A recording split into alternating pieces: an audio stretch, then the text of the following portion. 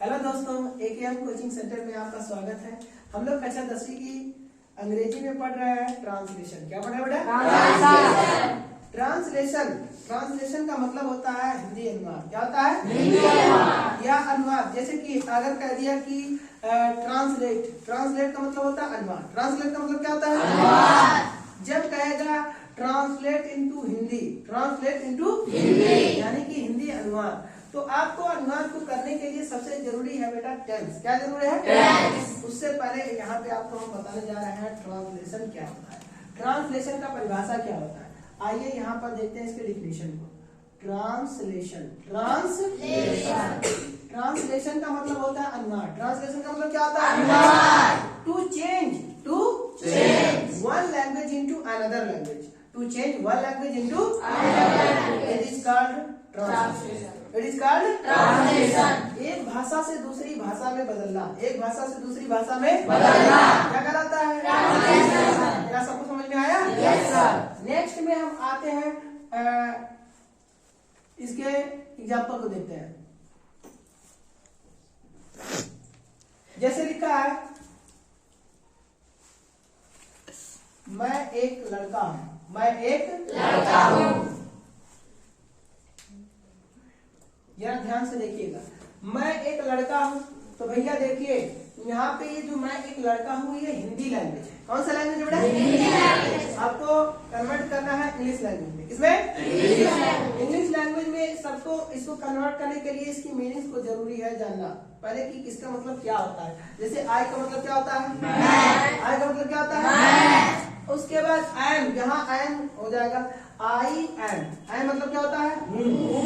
A boy. I am a boy, a boy.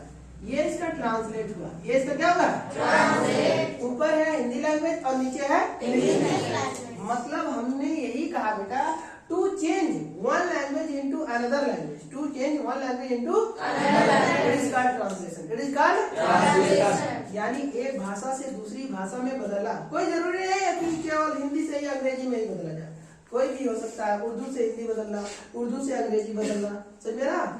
Marathi से गुजराती, गुजराती से मराठी, पंजाबी से हिंदी, हिंदी से पंजाबी। मतलब एक भाषा से दूसरी भाषा में बदलना ही ट्रांसलेशन कहलाता है। ट्रांसलेशन को पढ़ने के लिए सबसे ज्यादा अच्छे से समझने के लिए जरूरी होता है टेंस। क्या जरूरी होता है? टेंस। आइए जानते हैं टेंस क्या होता है।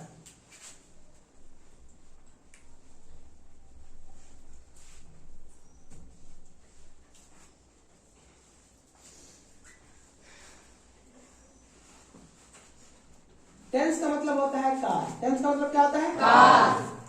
काल का मतलब होता है समय। काल का मतलब क्या होता है? समय। समय स्थिति जो होती है वो तीन प्रकार की होती है। कितने प्रकार की होती है? तीन। आज जो चल रहा है, आज जो चल रहा है उसको हम बोलते हैं वर्तमान। क्या बोलते हैं? वर्तमान। और जो बीत चुका उसको हम बोलते हैं भूत। क्या बोलते हैं? भूत। और जो आने वाला उसको हम बोलते हैं भविष्य। क्या बोलते हैं? भविष्य। लेकिन यहाँ पे इंग्लिश लैंग्वेज में क्या होगा, आइए पहले इसकी डिफिनेशन को जानते हैं।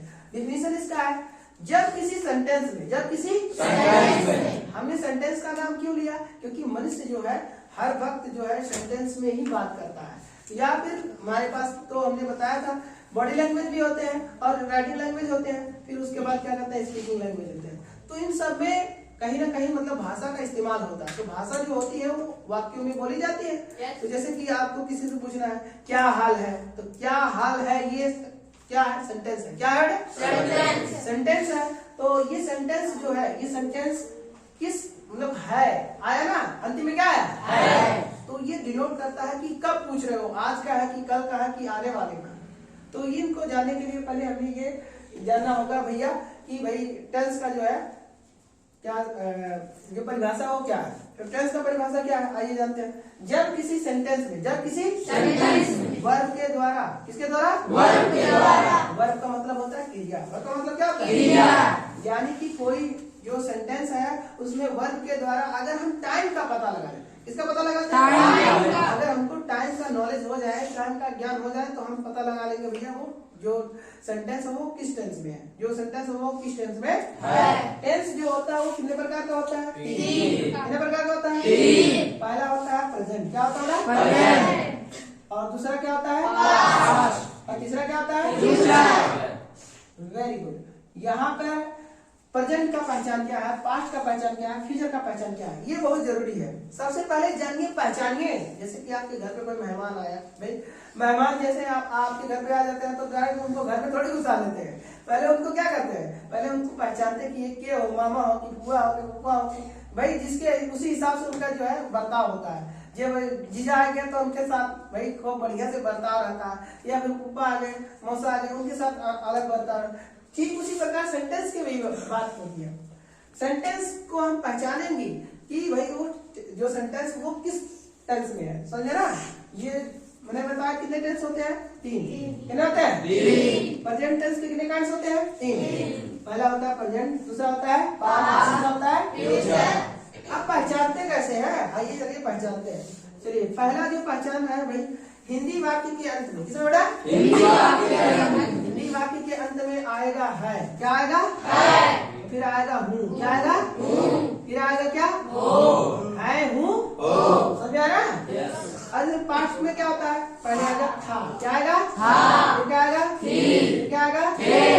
उसके बाद यहाँ पे इसमें क्या आएगा, वेरी गुड। तो यहाँ पर इनसे हम पहचान कर लेते हैं कि वो जो टेंस है वो किस टेंस में है, समझे ना।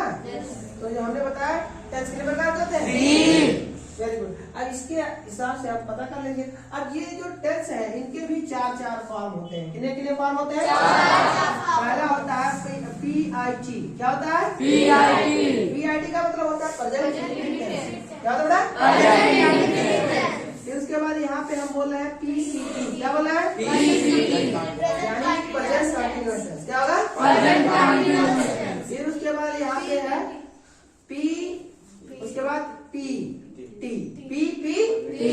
Present perfect tense. किसी को कोई दिक्कत, नेक्स्ट में आते हैं PCT,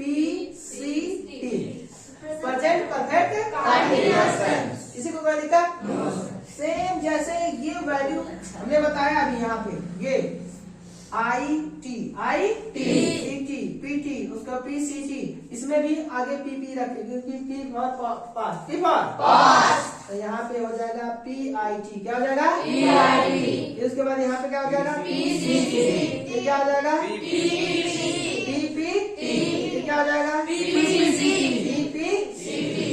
समझ आ रहा है। यहाँ पर ध्यान दीजिए, यहाँ पास्ट इंडेफिनिट टेंस होगा, क्या होगा बेटा, पास्ट इंडेफिनिट। फिर होगा पास्ट कंटीन्यूअस टेंस, क्या होगा, पास्ट कंटीन्यूअस टेंस। फिर क्या होगा, past perfect tense, past perfect tense. फिर क्या होगा, past perfect continuous tense. Very good. अब यहाँ पे आ जाता है F, यहाँ पे आ जाएगा FIT, क्या हो जाएगा, FIT, फ्यूचर इंडेफिनिट टेंस, क्या हो जाएगा, फ्यूचर इंडेफिनिट टेंस। उसके बाद यहाँ पे FCT, क्या हो जाएगा, FCT, ये फिर हो जाएगा, समझ में। फिर उसके बाद यहाँ पे FPE, क्या हो जाएगा, FPE। फिर नेक्स्ट में है FPCT,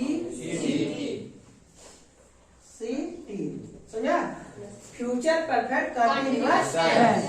इस तरह से जितना ही टेंस है, ये टेंस के जो फॉर्म है हमने बताया पहले। टेंस के काइंड्स, टेंस जो होता है वो 3 प्रकार का होता है, present, past, future. Present, past, future. फिर उसके बाद प्रेजेंट के भी 4 रूप होते हैं, पास्ट के भी 4 रूप होते हैं, फ्यूचर के भी 4 रूप होते हैं। इन्हीं 4 रूपों के बारे में सर विस्तार पढ़ना, ठीक है। और एक टेंस के बारे में हम विस्तार अध्ययन करेंगे, ठीक है बेटा। धन्यवाद, आज के लिए बस इतना है।